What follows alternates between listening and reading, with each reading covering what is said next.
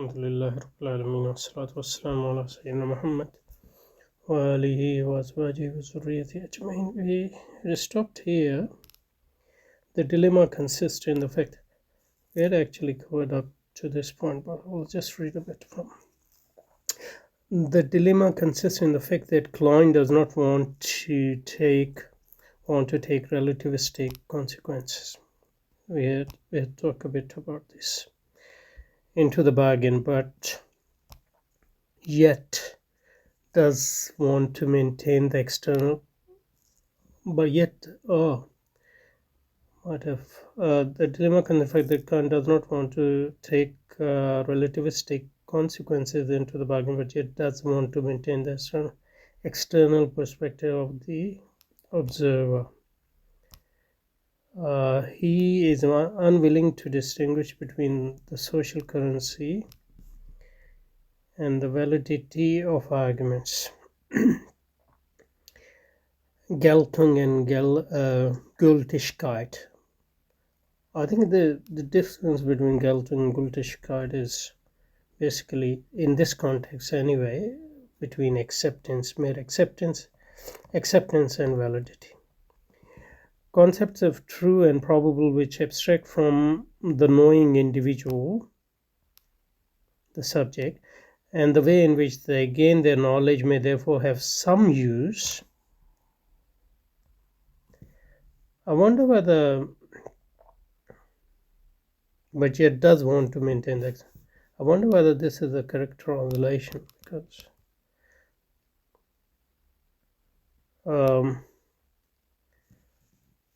I would have to look at the original.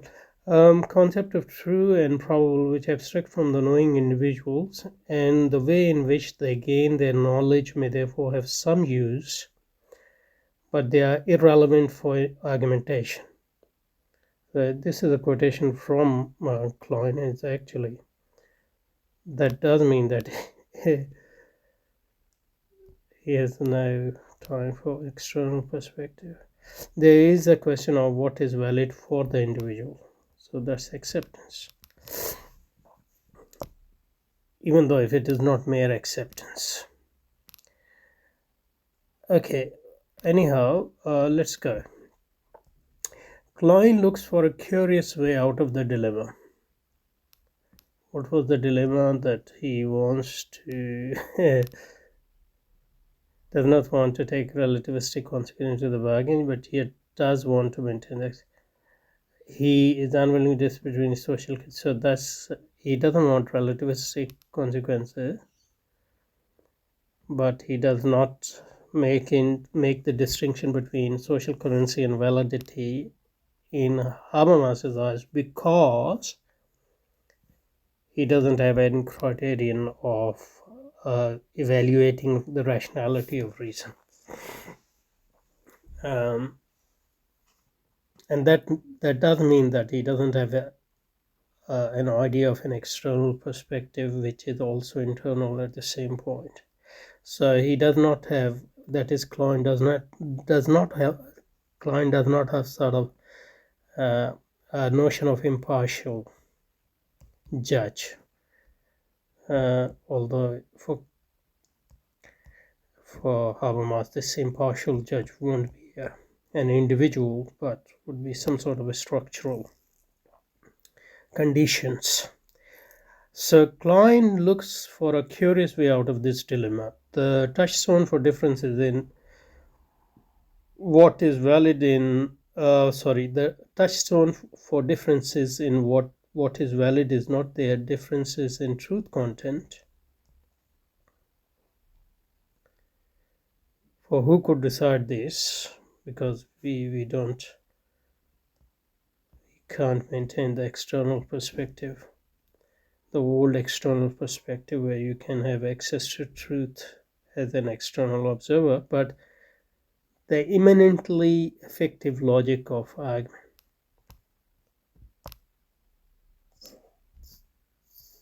So immanent, not wrong, logic of argumentation should decide what is true and what is. And for Habermas, he doesn't disagree with Klein that we do have mainly immanent effective logic of argumentation, but he still wants to maintain some sort of transcendence from within, so to speak. So the term effectiveness is systematically ambiguous in this context. If arguments are valid, then insight into the internal conditions of their validity can have a rationally motivating force and a corresponding effect, but argument can also have an influence on the attitudes of addressees independently of their validity. So that when they are expressed in external circumstances that guarantee their acceptance. So when we are in an argument, when we are in an argumentation,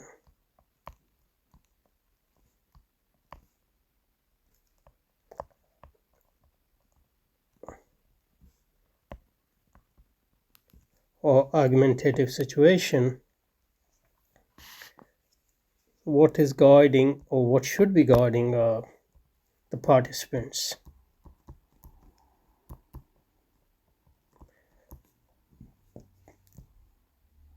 is the force of better argument.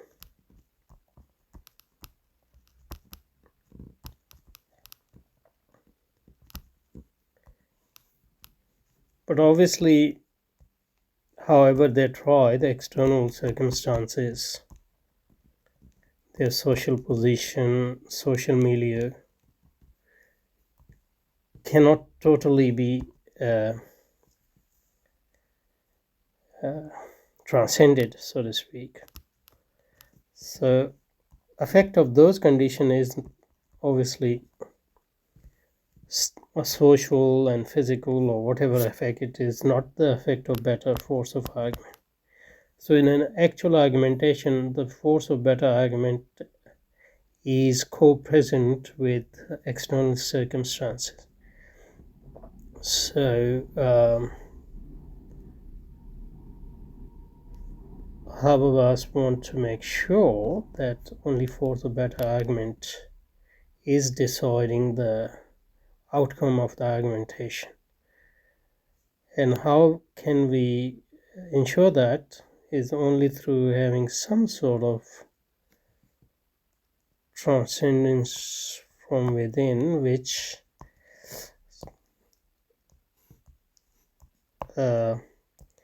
theoretically, if not practically,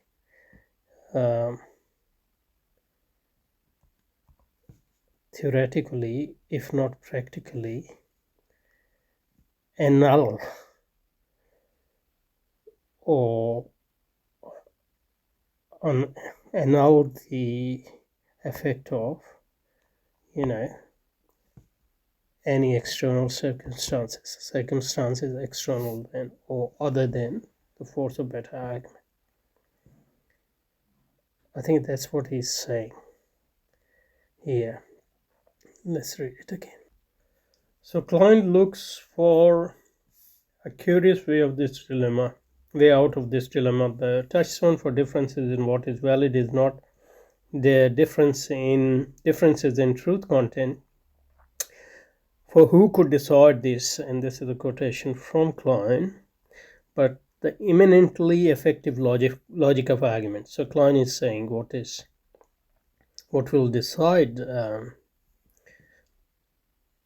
the argument is, or the validity is, the inner logic of argumentation. But what Habermas is saying, that the term effectiveness is ambiguous here because there are two types of effect present in even the best of arguments. The effect which is unique to an argument, which is the force of better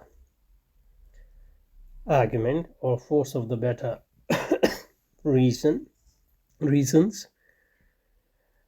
So ideally only that force should, or that effect should, decide the argument. But since other external effects are also present: physical force and social force and wealth and dominant ideas.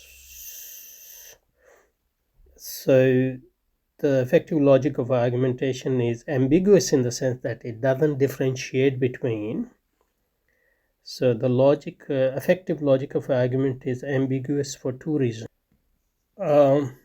Effective logic of argumentation is ambiguous for two reasons, according to Habermas.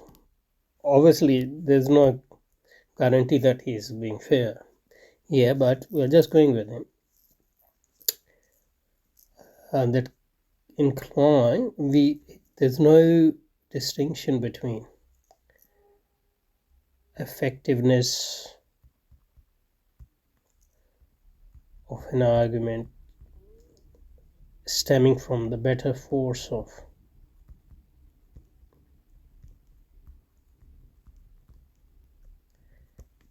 and the effectiveness which is the context at large. So that can be social standing of the participants, the material standings of the participant, the general social milieu and all that. So to the extent that this is affecting the argument, the better force of argument is actually not prevailing. So the effective can either mean number one or can mean number two. If it means one, then obviously it has a role to play in determining the validity of argument, but the second one shouldn't have any role, or if there is any role, that should be continuously and constantly minimized in order for truth to prevail. And I guess Habermas's point is that Klein is not dealing with this ambiguity, and he doesn't have any procedure or any technique to, not only he doesn't have the distinction or enough distinction in his theorization about these two types of effect, but he doesn't have any practical procedure or practical technique in order to minimize the effect in the sense 2 and maximize the effect in the sense 1. So that's the dilemma, or that's the ambiguity. Okay, let's go back again. So Klein looks into but the term effectiveness is systematically ambiguous in this context. If arguments are valid, then insight into the internal conditions of their validity can have a rationally motivating force and a corresponding effect. So that's effect number one in our sense. But our argument can also have influence on the attitudes of addressee independently of their validity. That is, effect which doesn't have any bearing on validity or have negative bearing on validity, like social effect or material effect, or just because some ideas are prevailing, they have more force. So when they are expressed in external circumstances that guarantee their external circumstances external to the internal logic of an argument. Whereas the effectiveness of arguments can be explained in the second case by means of psychology of argumentation, or sociology even. Explanation in the first case called for logic of argument. So logic of argumentation and psychology. So these correspond to our number one and number two, because in our sense, the logic of argumentation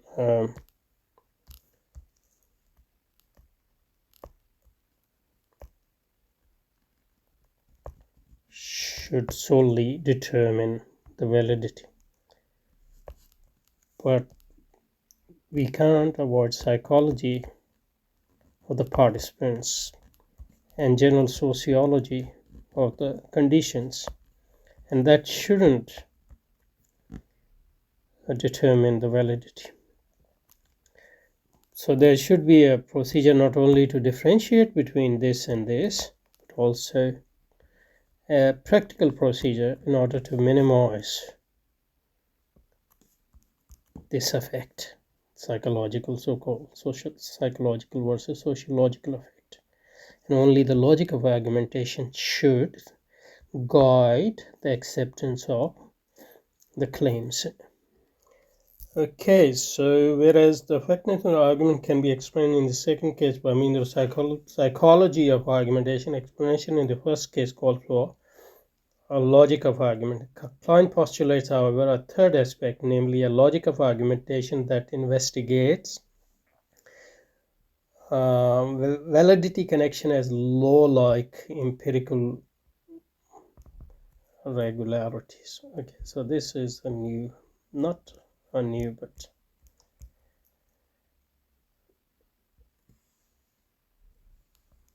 new concept anyway. So probably we should stop here and we'll start from here next time. Okay, thank you.